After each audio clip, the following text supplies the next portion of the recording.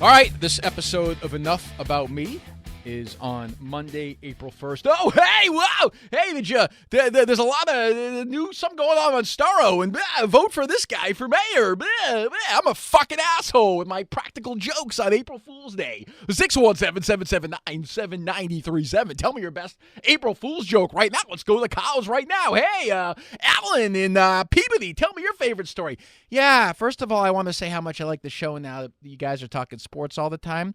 But, yeah. One time on April Fool's, I stole somebody's cell phone and I put it in the dishwasher. Wow! At least it was clean, right? Oh God. Anyway, so it's April 1st. It is 12:05. I am taping this in the Mix 104.1 studios, and I have some news. I have a guest on today. I thought we'll start with the guest, and then we'll work backwards. Okay? I thought it'd be interesting to have a guest on. And I don't know if it's ever been done in podcast history. If it has, I apologize. A podcast guest who is a troll to the host. This guy, Brian Riccio, I think he'll pronounce his name if he's right or wrong. Riccio. Every time I tweet, he tweets something about how much he hates me. He wishes I would die. What a fucking asshole I am. Blah, blah, blah. I mean, brutal stuff. Obviously, I don't mind it. But, I mean, it is rough. So I want to get into the mind of somebody like that who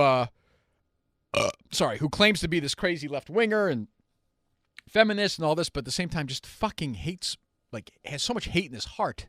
And as somebody who has hate in his heart, I want to have this conversation and go back and forth and read him some of these tweets and talk about some of this stuff. So I'm going to call him in about 20 minutes, and hopefully he'll answer. We'll see how that goes. So he's going to be on today. Christian Fourier as well. Alan, I think Fourier will be Thursday. Alan Dershowitz, and you might say, why is he having Alan Dershowitz on? I'm going to get into a full preamble why before I have Dershowitz on Wednesday. You'll hear Dershowitz. And then Friday, I'm trying to line up one other guest as well as a WrestleMania preview with Harrison Seamus Minahan, the second annual WrestleMania preview with the great Harry Minahan, which I'm looking forward to very much. He is fired up for it. So let's start with some show news before we get into some of the stuff that I find interesting here in the world. We hired our producer Dave Cullinane last week. He is no longer the producer of Kirk Minahan, Enough About Me, or the future to be, I think, Kirk Minahan radio show. We have gone, as Elvis would say, our separate ways. No hard feelings. Just didn't work out. There are a lot of things I like about Dave as a producer. But I think it didn't work out. So we hope he finds another job and does well and all that stuff. But we're back in the producer market here soon after a short stint. And people are going to say, oh, it's another sign that your show's, the fucking gang that couldn't shoot straight and all that stuff. And that's, I think perfectly reasonable criticism as we continue to find our legs here 6 months into this world. And I'm okay with that, but I don't agree with it. In fact, I think this is actually a demonstration of us doing something proactively and moving on before things got worse. That's all. These things happen. And I have been spoiled on my end, I have to say. The relationship I had with Ken and Chris, particularly when Chris sobered up, those are guys who, I loved and trusted 100%. I just knew they had my back. I had theirs. We had gone to real wars together in the radio world. And I knew they'd be there for me. I'd be there for them. And I knew that I could trust them. And that is a relationship that means everything. The producer-host relationship, that's where it starts. So good luck to Dave. And the search continues. As young Mark Moroso is taking over the podcast here, part of the family, and was like jumping up and down with excitement as he was setting us up. He told me he had ideas and thoughts before we taped this, which is concerning. I will ignore those at some point, obviously, because he's one of the great dummies this country has ever produced. But he's trying his hardest, and I appreciate that. So his loyalty is noted and important for the record. So that happened. A couple of story notes here, and the second one will tie into the guest I have on today, because that was sort of what his criticism of me led to me reaching out to him. Casey Sherman actually has a pretty good story in the Herald today, and he reached out to me recently to come on as well, criticizing Conor McGregor, who I have to say, was in Boston a couple weeks ago, and it was a weekend-long ass friggin' licking fest for this guy, which I didn't understand. I'm like, this guy's a creep, right? He's an asshole. He's ripped on gay people before. As Casey writes, he had I don't want to get, was it a sexual assault in Ireland, a case that was against him? Let me look it up right now. And the Bruins treated him like he was Jesus that weekend he was there. Of course, he goes on Nesson, and Dale gives him the full Dale. I mean, Kraft hadn't been that satisfied in the state of Florida in 2019. I mean, Dale, Jesus. I know you got no pride, but this is absurd. I'm trying to look for the actual column here. It's very well done by Casey.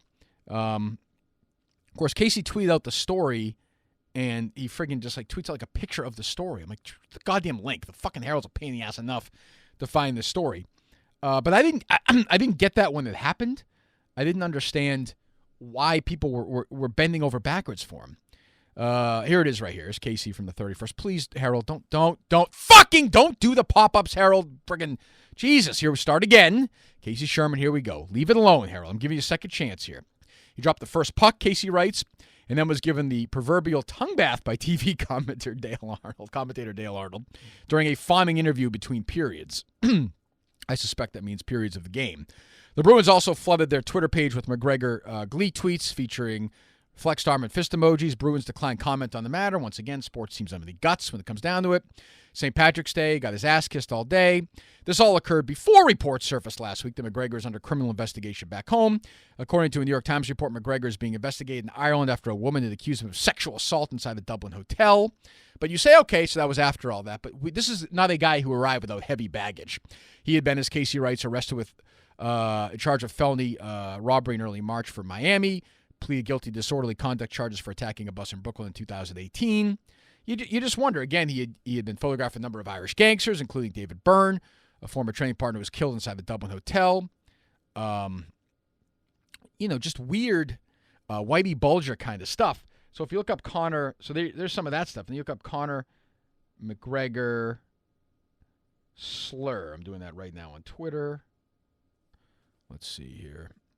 Conor McGregor apologized for homophobic slur. October, and this is the world we live in now.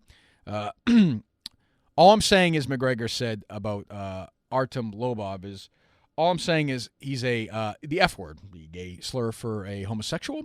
I never knew he was an F word. Well, I would say to Dale Arnold and the Bruins and the city of Boston, if somebody said that, in media today, their life would be over. If a politician said that, their life would be over. So why, and this is, again, way before this interview, why are you kissing his ass? And yet you wag your finger. No problem if you don't wag your finger, but stop wagging your finger at everyone else. That's an issue. So that one surprised me. I mean, obviously Dale, kissing his ass and the Bruins. I don't get it. And by the way, I find him such an uncompelling character. He doesn't have a thought in his head, Conor McGregor. I don't find him interesting. I'm sure he's tough. Congratulations, but I find him to be a total bore. So the ass kissing, the endless adulation, to me, wasn't even worrisome. It was just confusing, and remains so. The other story is the DeMarcus Cousins story, which I haven't really had a chance to weigh in on, and obviously it has echoes of the stuff that I guess got us in trouble with Adam Jones back in 2017 when we just questioned Jerry and me and Mutt and others, just questioned whether or not the word was said, the N-word. This one is even stranger. So again, I have no idea, none, if this kid, which Chris Haynes, who blew it, this Yahoo reporter who embarrassed himself, came out with this report I saw late at night. And, of course, the headlines are all Boston fan uses N-word to DeMarcus Cousins. And as a skeptic, I immediately had some doubts. But, I read it, and Haynes had a video report where he's used the word muttered and didn't say if it was an adult, if it was a child, if it was a black person, a white person, what the context of what Cousins, what Cousins heard, when it was said, did anybody see it? Was anybody around it? Now, obviously, look, if there's any proof of it all, forget 2 years. Kick this, if he says it, kick this asshole out for the rest of his life. I don't care. Rip his tickets and tell him to go away. He's a shithead. Probably is anyway. Just getting into fights with players is so stupid. But once again, my immediate suspicion was, I have no idea if it's true or not, but I have doubts. A couple days later, Adam Himmelsbach comes out with a story that it wasn't muttered, it was mouthed. Nobody saw it. No video proves it. No one substantiates it. It's just him versus Cousins, word against word. And we now live in a world where if someone accuses you with no proof of doing something, you can lose your tickets for a couple of years or not get to go to a game. The guy whose seats they are, which are expensive seats, he's on probation now. If something happens to him, he loses his tickets. It's just crazy based on zero proof. No proof whatsoever. It's mystifying to me. And that's where this Riccio, whatever his name is, guy, started coming at me at Twitter. I reached out to a Globe writer, Owen Pence, who was doubting as well. And by the way, just a quick aside, he was one of these people leading the charge in this ridiculous thing against Albert Breer, who Breer last week tweeted out, they had something about Arizona State recruits, football recruits, about all the reasons they want to go, and Breer's basically joked around. One of the other reasons, and I think he alluded to it without saying, is that they have good-looking girls or something. And, of course, fucking Twitter flipped and called him a sexist, whereas, I mean, can we stop playing, like, pretend? The fact that there are good-looking girls at Arizona State is probably, I know if I played high school football, that would be an incentive for me, as it would be for any other heterosexual, I guess, male who is looking at schools. I mean, by the way, I have no idea if Arizona State girls are better looking or not. But when you hear Arizona State, you probably think the girls are better looking. So, like, that's real, and that's a real thing. It's not pretend, and it doesn't really matter. So stop fucking flipping out about something that's stupid. All at the same time, most of these people are pretending it doesn't matter that Joe Biden is, like, smelling hair and grabbing girls from behind and kissing the back of their heads, which is fucking creepy also, running against a president who's sexually assaulted women. I mean, this world is insane. Anyway, back to the Cousins thing. And again, that's all. I mean, I just look at it, and by the way, he may have mouthed it, and so there you go. I mean, I'm happy to admit that. But I don't want to read about Bill Russell anymore. It's so dumb. I don't want to read about busing anymore. Some 18-year-old kid or whatever he is mouthing that word DeMarcus Cousins doesn't have a fucking thing to do with Bill Russell's house getting defaced or busing or anything else. It doesn't. You know it. I know it. And here's the other truth, and it's ugly, but it's true. People on a certain side want this story to be true for some weird reason. And it may be, but the desire for it to want to be true is so strange that I'll never understand it ever. Why would you want that out there? They're excited. They're happy about it. And, I don't know. Now, I know there's a lot of places that a lot of organizations that profit over hate crimes like this, and you're talking about hundreds of millions of dollars a year. It's an industry like anything else, I suppose. But very, very, very strange. Those are a couple of stories in the news that jumped out at me. And the the Cousins one is I'll just never understand it. And of course, the minute, just like last time with Jones, which Cousins, I have no idea what happened. Jones, I don't believe heard the word. I just don't. It doesn't add up. The story is, like I tweeted, the kid mouthed the word to Cousins. No one else saw it. No video of it. The kid, by the way, of course, strongly denies it, which you can say, well, of course he's going to deny, but it's part of the story. I'm not sure why his word isn't as strong as Cousins because he's not an NBA player. I don't know. And he's banned for 2 years with no proof. It's just it's stunned. I'm stunned by it. Good feedback on the podcast last week. Stuttering John, a lot of feedback on that. It did very well. And then Jan Broberg from Abducted in Plain Sight. I saw some tweets criticizing me for being too easy on Jan in the questions, and or not following up. And I suppose I can cop to guilt on that. I would say it's difficult. It's easier to give Stuttering John shit, or this guy I'm about to have on, or other people crap, than it is to be really hard on somebody, who has been a victim of horrendous crimes, the worst you can think of, kidnapping, rape, repeated rape. I mean, her life was about that story itself. I mean, you have to come with her from a point of sympathy. You just have to, and I do. And I think her story is unbelievable. I'm still confused about, even with her answers, which she gave. But all these years later, I'm still, weeks later after seeing it, I'm still totally confused by it. Stuttering John was great. I could talk about old Stern stuff. I feel like that could be a podcast itself, talking about these old Howard Stern stories, all day long. But as I said, Christian Fourier Alan Dershowitz, Harry Minahan, and Brian Riccio. I have no idea if these are good podcasts or not, but I don't think you're going to find a different group like that coming up, and potentially one other one as well. We're trying to line up here on Enough About Me as we continue to do these podcasts, and we're just going to load you up with these stuff and give you a shitload of content. And if you don't like it, and I see a lot of people saying, well, when are you going to be on the radio? When are you going to do this? I have no idea. I really don't. My suspicion is, just given that nobody's foot seems to be on the gas and corporate side, that they're happy with me doing this, and the idea of me doing something live may give them concern or pause. That's speculation. I don't know that. No one said that to me. These have done really well. It's different. I really enjoy doing it. I was running today. When I was done, I was walking after a mail carrier. Is that the correct term now for a post office or for a mailman? I don't even know. A mailman pulled up and said, hey, where do I find you now? Where do I hear you? And I get that all the time. And, maybe that's a failure on my part, but, if you're listening, you know how to do it. And I understand, and I'm okay with now versus 5 or 6 months ago, that it's just a different audience than it was at EEI. And that doesn't really bother me. Like, I don't ever want to go back to what they're doing. They have restrictions. So do I in my own way, but they have things they feel like they have to talk about. They feel like, I'm sure at some point they have to talk about Story X, Story Z, and sports. At some point they have to get to it. I am under no such restrictions in that way at all. I talk about what I want to talk about, whether it's for 45 minutes or for an hour, and if you like it, great. If you don't like it, go listen to something else. It doesn't really matter to me. Go listen to another podcast, go listen to another radio show, go listen to satellite.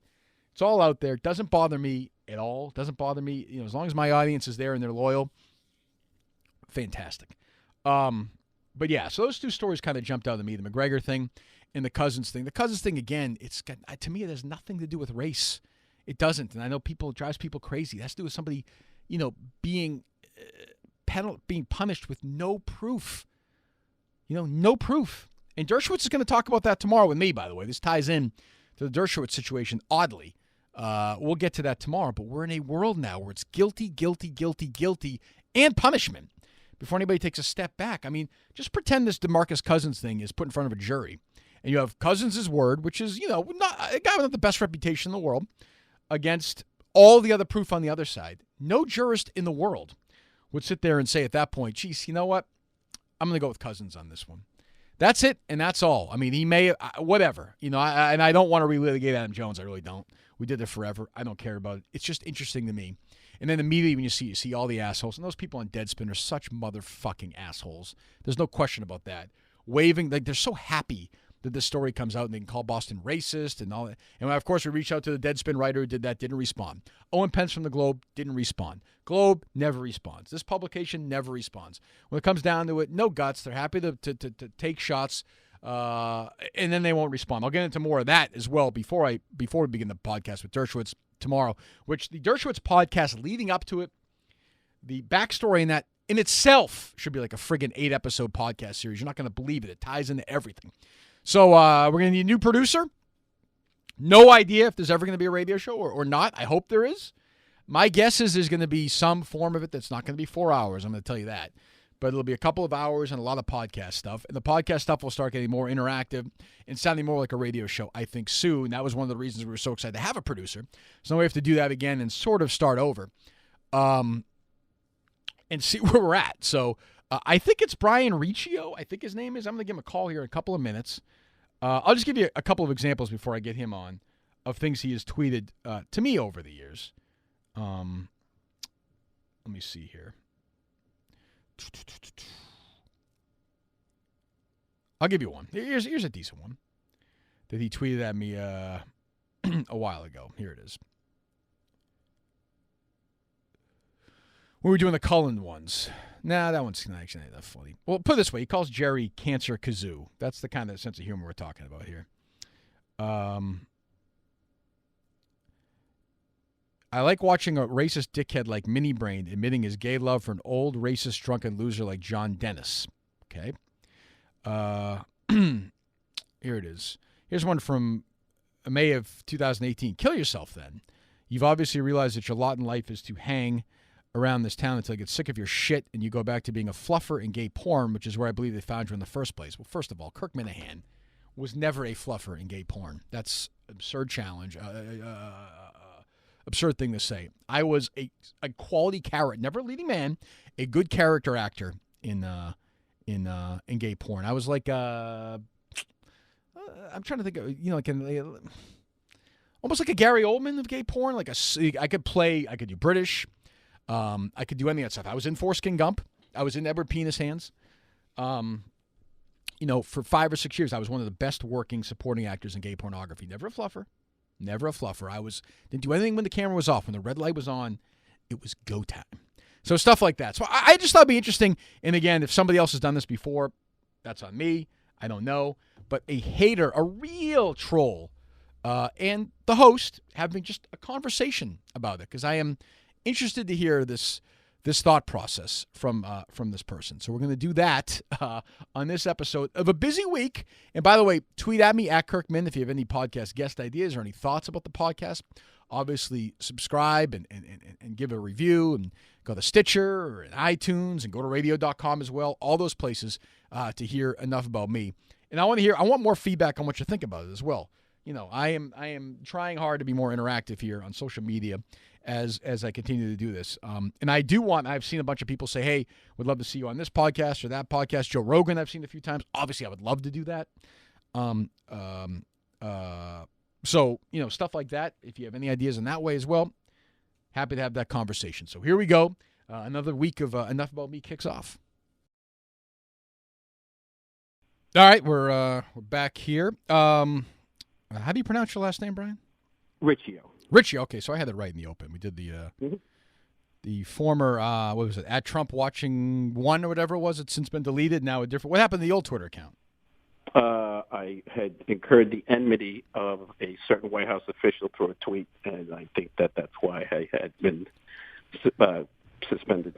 Okay, so let's just have this conversation, because I thought it'd be interesting as I reached out to you to have somebody who is a semi-public media figure, and somebody who relentlessly and endlessly, which is obviously I don't block you, so I mean that's that's okay, but the endless sort of reaction and to every single one of them.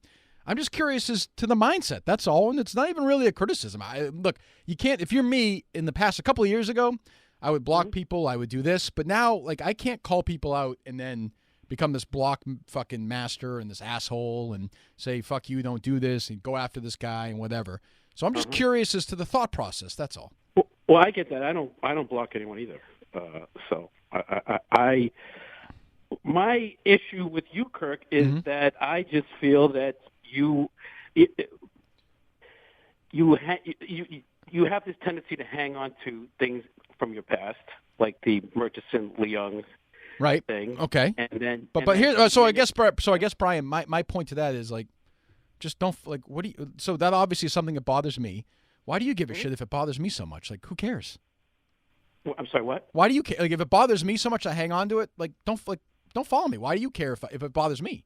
You know what I mean? Who gives a shit? In a way, Kirk, I like you as a person. Okay, I think. Well, okay. Let me read a tweet from May of 2018 from Brian Riccio to Kirk Minahan. Kill yourself. You've obviously realized that your lot in life is to hang around this town until they get sick of your shit and you go back to being a fluffer in gay porn, which I read before. I love watching a racist dickhead like Mini Brain admit his gay love. Let me see. Jerky, you like jerking? Jerry and I jerk each other off while looking at pictures of gay Olympians, white ones. Mr. Big Time Media Maggot, which is me, and Cancer Kazoo, which is my friend Jerry Callahan, who's had cancer. Seemed not to be able to, an old Italian guy. Mini Dick faces most dangerous case to date.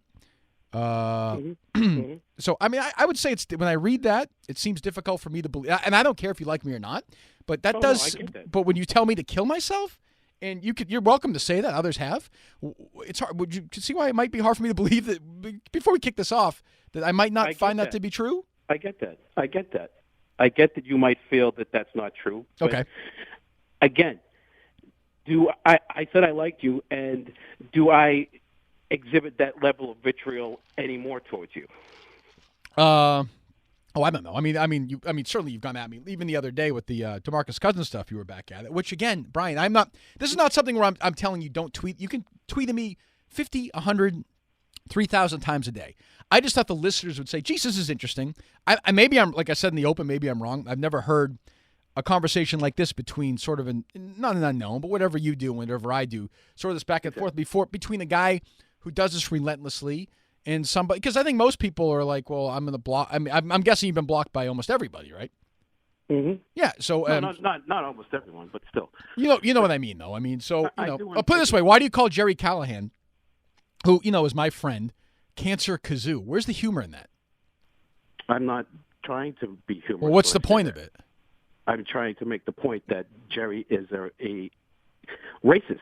By calling him, well, first of all, I don't think that's true, and secondly, by calling him Cancer Kazoo, you're making a point that he's a racist? Yes. By calling him Cancer Kazoo. Let me ask you a question. If he's going to say hurtful things and expect no blowback, I'm not saying he doesn't expect. I'm not saying you hurt somebody like that. I'm not saying he doesn't expect any blowback, but I'm saying I'm under where's the humor in that? I'm not trying to be humorous. Oh, okay. What your point? Okay, and the point of telling me to kill myself is what? No, Kirk. Let's just get something straight. I'll apologize for those remarks, and I tried to apologize for those remarks when I reached out to you privately after your little meltdown and said I'd love to sit down and talk. Yeah, we had a nice call. We had a nice back and forth on we messaged each other back and forth. Yes, right. exactly. I know you've had your issues, So mental health, right? I apologize. Right. You've had your mental health issues. So have I, and that's why exactly. I'm not. I'm not coming to the point here. Kirk, I'll admit it. At first, I thought you were just another one of those run-of-the-mill right-wing morons. Well, I'm not. But okay? I'm not a Republican. Completely. Huh? I'm not a Republican. I know. I didn't know that. Did Okay. I know that? I didn't. I have no idea. I didn't really know much about. So you didn't know much about me, but yet you're saying these things about me, not knowing me at all. Like, at least do some research. No, what I knew was what the public perceived of Kirk Minnigan. Okay, but as I started to study more and more about you, I started to see more and more of myself in you. Don't say that. That's why I have tempered down that initial criticism, because I'm a lot worse to a lot of other people, and half the reason I got suspended from that first account was because I was so caustic. Is that the word I should use? But I'd ask you, what's the gain in tweeting things like that to people? Like, what gets accomplished? I'm all, by the way, do it all you want. I'm sure as hell never, like, what gets done? Like, so for instance, like, you've tweeted for years now that I'm a racist, and I'll admit I take that personally because I'm not. And you can say you're not all day, but when somebody does it, the argument's already over. But yet you offer no proof. You have no proof of that. None. You tell me you sat next to a virulent racist for years. Who? Jerry Callahan? Yes. That's ridiculous. I'm telling you, bro, honestly, he's a good friend of mine. I've been with him, through some really tough times in each of our lives. I've seen him around all kinds of people. The last thing in the world, Jerry Callahan, is he, do I think has he been super loyal to me? That's a different conversation. But he's a great guy. And do I think he's a racist? I absolutely do not. Are there things when you're on the radio for 4 hours a day for 25 years that you're like a mulligan on? Sure. Was he the one, by the way, when you go back and look at that moment, that really was a lead voice in that? He was not. And he's not a virulent racist because he's a Republican. He's not a virulent racist because he voted for Trump. He's just not. I've been with him. He's not. And that is something, whether it's Adam Jones or DeMarcus Cousins, and as I've said a million times, if there's any proof on those guys at all, I am happy. Put them in jail. I don't care. But I'm so sick of the racist charge. It is such bullshit with no proof. None. Kirk, how many black hosts have shows on WEI? How many black hosts have shows in Boston? No, I'm not talking. We're not talking about. How many? Well, how many? Overall. How many black hosts have shows on? How many? Brian, how many black? I'll answer the question in a second. How many black hosts have shows on 98.5? I don't know anything about 98.5. Okay, zero. Michael Hawley was on EEI forever. Jermaine Wiggins is now a regular on WEI. Larry Johnson has been a host on WEI forever. Full-time host, has his own show. He was on the week. He's been on the Saturday morning weekend show, which is the lead weekend show. Saturday morning weekend. And he was on. Hold on, and he was on with Glenn for 15 years. Michael Hawley was a host on the station for 15 years. Jermaine Wiggins is now. And what show did Jermaine Wiggins start going on first? I have no idea. Oh well, since you're lobbing these bombs out there on Jerry and Much show, I know because I talked to those guys. It's Jerry's idea. Jerry wanted to have him on. We tried to have Gary Washburn on. He wasn't great. Believe me when I tell you, if there's a black guy or woman on who's good, we're gonna try and, or they're not me, not my show anymore. They'll try and have them on. They'll be happy to have them on. Kirk. And by the way, hold on, Brian. By the way, if there was never a black person on the station ever, which, if they're good, they should be on, does that mean Jerry Callahan is racist? No, I'm not saying that. You have a radio show, right? You have a radio show? I'm not trying to make the two. Brian, yes. What's it called? No, I don't have a radio show. I do not have a radio show. You have a Young Jerks thing or something? No, that's a friend of mine's show that I was on occasionally. What color is that guy? He's white. Oh, that's weird. So you must be racist then. No, not at all. Well, why not? I mean, why don't you demand the other black guy in the studio with you? Go. That's so It's so disgusting that you would allow that to happen. It's going to be hard for me to continue this conversation with you, but that's fine. So again, let's remove Jerry away from this for a moment, as stupid as that is. And I've seen you do this the other day. You did it again with DeMarcus Cousins. When all I want, ask me whatever you want. Experience with racism in the city of Boston. Where did you grow up? I grew up in Winchester. Okay. Well, I grew up in Revere, and then I moved to the Charlestown. Then I moved to the Bunker Hill Projects during the bus. Okay. Then I was the only white kid in an all-black record store for 3 years. Okay. Okay. I grew up hearing the N-word every day of my life. Okay. So when you turn around and try and say that it didn't happen to Adam Jones, I don't think it happened to Adam Jones. The Garden. I didn't say that. No, Brian, first of all, I didn't say that. I said I don't believe it happened to Adam Jones, okay? Because I've been to Fenway. I'm guessing you have as well. I've been to Fenway, I don't know, 250 times. How many black people you see at Fenway at a game? 250 times in my – not a lot. Not a lot. You're right about that. All right. 250 times, I'm going to guess conservatively in my life. And I've been to that spot where Adam Jones claimed. And for it to be that loud, you and I both know a lot of people would have heard it. And I don't want to relitigate it. There was nothing on social media about it. Nobody claimed to hear it. Fine. We disagree. The DeMarcus Cousins thing, same thing. I'm not even sure, Brian, when you get past all your initial rage, you and I necessarily even disagree. All I'm saying is, so the story changed. At first, Chris Haynes from Yahoo had this big story that it was muttered. Then it changed to mouthing. And all I'm saying is, if you're going to kick somebody out for 2 years from TD Garden and then threaten to remove the tickets from the person who owns that seat, when there is no proof and it's just an accusation, I'm not a big fan of accusation only. I like proof. That's all. Now, if there's any proof at all, and as I said in the open, I taped the open before we did the interview, if it happened, then, and by the way, it very well may have, if it happened, fucking kick him out forever. My point is, I just want proof. That's all. That's it. Same as anything else. We live in a world now, and as great as Me Too is, and it's great, I think in some ways it's also led to a you don't need proof society now, where it's completely flipped. I like a little bit of proof. That's all. If in your mind that makes me a racist, well then I guess that's the case, but I think that's nuts. Well, it's not necessarily that I think. Kirk, when MHV had me on, I said I don't necessarily believe that you're racist. What? You're just the guy who hangs around with a lot of racists. A lot of racists. Okay, who else? Yeah. Howie Carr. I don't hang around with Howie Carr, and I don't think he's racist. But go ahead, who else? Oh, come on. He's admitted that he's a proud racist. When did Howie Carr? When did he? Maybe jokingly. Okay, maybe jokingly. Okay, I don't know him. I've spent zero time in my life hanging around.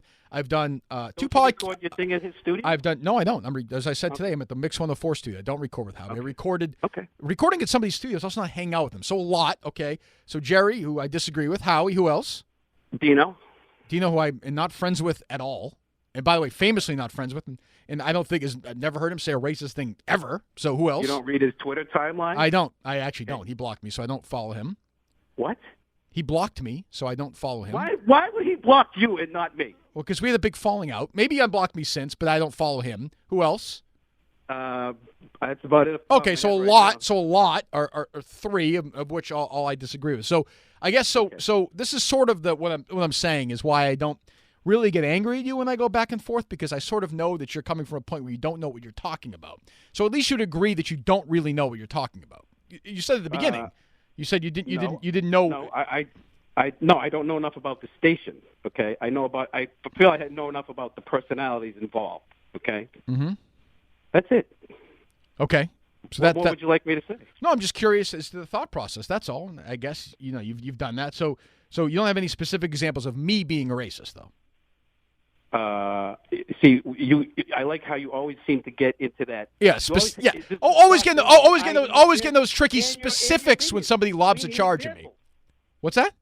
Because you and your minions have this little thing where you say, we need proof. We need examples. I know, it's so weird, Brian. I apologize for that. I hate needing proof for stuff. I know that makes me sort of an asshole, and I feel bad about that. When somebody lobs horrible charges at me, I then respond with some proof, and then when none's given to me, and they say, you're always asking for proof. I don't know. I mean, like, how would you feel when you're a court of law on the other side said that? Because you don't come out and use the N-word, okay, does not mean that you don't sympathize with racists. Okay. I don't like who? Jerry Callahan is a racist. All right. Let's move. Fine. Okay? Whatever. That's nothing. It's nothing to do with me. Talk about me. We're talking about me. Support for Jeff Deal alone. I didn't vote. What support did I give Jeff Deal? No, I'm talking about Jerry. Talk to Jerry then. This conversation is about me. Okay. All right. Fine. But you're the one who said, give me examples. Yeah, examples is not that Jerry support. The examples of Kirk Minahan being a racist is not that Jerry Callahan supported Jeff Deal. See, this is what I'm talking about. Hold on, Brian. This is what I'm talking about with this stuff. This is what people always say, oh, move on. Get over it. Why do you get so worked up about this? Because this is the exact people that I'm dealing with when people throw these bullshit charges out. Go ahead, Brian. Kirk, if you hang around with racists, people are going to think you're a racist. That's all. People like you might, and I don't hang around with racists, but people like you might think that. But again, I will ask you, Brian, I'm going to ask you one last time. Brian, one last time. Yeah, people like you. One last time. A specific example of me, not my friends, not people I used a studio for, me, Kirk Minahan. And I've just said to you, Kirk, like I've said before, I don't have any. Oh, okay. That's all I need to hear. Okay, we're good. Okay. Other than the fact that right, sure. Yeah, I pal around with them all the time. Whether you're any other issues with me? I brought you on for me and sort of this endless retorting that you do to me. What else? Anything? I think that you should. I think that you're a talented broadcaster, and that you should let go of this feud you seem to be carrying on continuously with Murchison and Shirley Young. And Shirley, who you're friends with Shirley, correct? Okay. You're friends with Shirley, is that correct? No, I'm not friends with Shirley at all. Okay. We've met, and in fact, the second or third time I've ever encountered her on Twitter, I called her a shill, and she said to me, "You could call me a shill all day long. I don't care." Oh no, she's got thick skin like you wouldn't believe, no question. Okay. Okay. Well, I appreciate it. I appreciate you coming on, and I mean, the thought process is always interesting to me, and my suspicion is you're going to get banned again on Twitter because you're going to do something that you shouldn't do. And no. If you bring up violence and anything, that's how. Well, did you suggest that someone should die or something? Well, no, that's a little different. Okay? What did you do? I was talking. I said, why don't you bring the kids down to the border and take a shot at a few illegal immigrants? Okay. To the president? Kirk, I apologize for those remarks. Okay, I apologize for those early remarks because I thought you were just another one of those right-wing lunatics. Okay, but I've come to discover that the things that I think separate us are actually bind us in a lot of ways. And I would love nothing more than to sit down and discuss movies with you. Oh, okay? Yeah, me too. I would love to. Maybe we'll go one day and we'll have dinner after and we'll talk about the movies. That sound good? I would love that, Kirk. Sure. Because I honestly, I would like to see you succeed. Okay, I would just like to see you put a lot of that old bullshit behind you, and put your focus on things that I feel that your particular viewpoint could be used on. Okay. Well, okay. I appreciate the feedback, and this is an interesting look at sort of. Are you comfortable being called a troll? Do you think that's a reasonable charge? Let's put it this way: I'm a troll because I have 200 followers. If I had 4.5 million, I'd be a voice of authority. Okay. Well, what do you do professionally? I'm always curious. I'm retired. How old are you? 57. Well, what did you do for a living? I was a chauffeur. I was an executive chauffeur for 30 years in the city of Boston. Okay. Are you married? No. No kids? Nope. That's good. Do you have a partner? I mean, is that your? Nope. Single right now. But broke up with somebody a few months ago. Man, woman? Which one? Well, woman. Woman. Okay. You've been married before? No, never been married. So what is a Brian Day? What's the life of a troll? How does it work? I get up in the morning and I do social media till noon. What does that mean? I get up around 8:39. Do my Twitter, check Facebook, read the papers. Online, and then noon happens, well, and then what? Then I'll go out, hit a dispensary, take a walk. Yep. Okay. Sure. Smoke some weed, see some friends. Come home, cook myself some dinner, and then watch the Nets till about 10 o'clock, and go to bed. Do you feel like you are on Twitter too much? Do you feel like it's a dangerous thing for you? No, I'm actually cutting back on the Twitter, focusing more on doing my podcast. Oh, what's this? What's the podcast? It's going to be called the Wiftic Hour. What is the plot of this? What is the point? What is this? Well, the Wiftic, it's WTFDIC. Okay. What the fuck do I care? I got you. This is the one you had asked me to come on before, or no? I'm telling stories of some of the stuff I've listened to in the back seat for 30 years. Oh, and this is the one you asked me to come on before when you wouldn't want to come on live? No, that was the Young Jerks. The Young Jerks. Okay. And did you understand? No, I'd love to have, sure, I'd love to. When I get this going, I'd You love bet. to have a sit face-to-face with you at some point. So I had originally asked you to come on, and you said you wouldn't come on my podcast until I went on the Young Jerks, and that's different. That was Mike's thing. Probably stupid, right? In retrospect, would you say, or no? Huh? Probably stupid, right? I mean, it would make more sense for you guys to come on mine and get promotion than me to go on yours. You know what I mean? Either or. I mean, but I would say Mike listens to your station. That's why. No, it's not my station. Not my station. Well, he listens to EEI. He Okay. listens to sports. Mike listens to all that stuff. I don't. Okay. I never listen to any of it. And you hope I don't die. That's our big takeaway. No, I don't hope you. You're going to wife and kids. Why You wish I had died a year ago. I'm just trying to make sure. I cannot apologize enough. Okay, fine. I cannot Okay. apologize. All right, Brian. I forgive you. You can tweet at me again if you'd like. It doesn't bother me at all. Keep tweeting. Well, to me, it's constructive criticism. Okay, well, I suppose so. Okay. All right, Brian. We'll talk to you soon. I'm sure you'll be welcome to be part of the family. See you. Okay, kids. Talk to you soon.